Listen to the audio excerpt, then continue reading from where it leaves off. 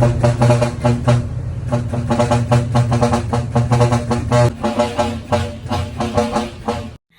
guys, this is Mami Ann and back again with my mini vlog. Bago nga bumiyahe si Beetle, pinablessingan muna namin dito sa may Sibol. Sinama na nga din namin yung driver at pahinante para naman mabawasan yung kasalanan nila at puro chicks ang ginagawa ng mga yan. Charot.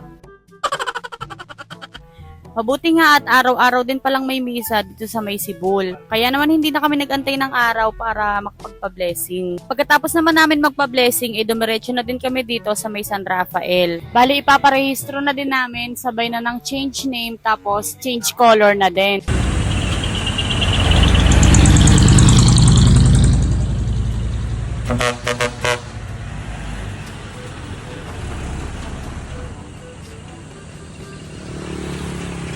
Bago na nga pala yung office ng LTO sa San Rafael at lumipat na sila dito malapit sa may bypass. Every Wednesday nga lang pala may HPG kaya naman nagantay pa kami ng araw para maiparehistro yung truck. Dito nga pala kami kumukuha ng insurance ng TPL kay Amang Lopez. Pagdating naman sa comprehensive na insurance, standard naman yung gamit namin at kay Sir John naman kami kumukuha. Hindi talaga kami pumapayag na walang mga insurance yung truck sa amin. Okay nga lang sa amin kahit maghulog ng yearly sa insurance basta wag lang magamit. Pero may mga kakilala ko na truck owners na hindi na talaga sila kumukuha ng insurance. Iba kasi dahil itong hanap buhay natin ay laging nasa lansangan. Kaya para sa akin ay better na nga din na may insurance talaga. Pagkatapos nga namin dito sa Baliwag para sa mga papel ng truck, nagpatint naman kami. Sa Baliwag na nga kami nakapagpatint at ito na nga yung kinalabasan niya. Hindi na nga ako masyadong nakapag-video dahil sobrang init talaga doon. Nakakabawas nga din kasi ng init kapag ka nakatint ka. Tapos malaking bagay nga din yan sa driver para naman kapag ka naninipat ng chicks ay hindi sila kita, di ba?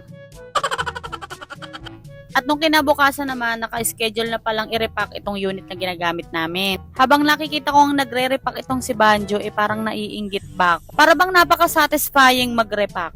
Kaya naman sabi ko, Banjo, itabi mo, ako na. First time ko nga lang mag-repack at na-enjoy ko naman. Na-enjoy ko nga yung paglalagay ng grasa dito sa may bearing. Siguro nga dahil first time ko lang ginawa. Paulit-ulit lang naman yung ginagawa ko na ganyan hanggang sa makita ko na nga daw sa likod yung grasa, kagaya nito.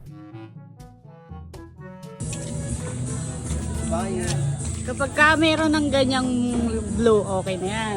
Noong nakaraan nga na nag-my-day ako ng paggagrasa, marami palang interesado dito sa gamit namin na pang-repack. Ito yung mga nagme-message sa akin. Tinatanong nila kung saan namin nabili at kung anong brand yung ginagamit namin na grasa. At ayan, i-reveal ko na nga itong gamit namin na grasa at available nga pala ito kay Royal Jades. Kung gusto nyo nga palang mag-order, ito yung kanilang Facebook page, Royal Jades Truck Parts. Hindi rin pala biro ang pagre-repack dahil nakatatlong bearing lang ako, grabe na yung tagaktak ng pawis ko. Sabi ko nga, mukhang dito na ako papayat ng tuluyan.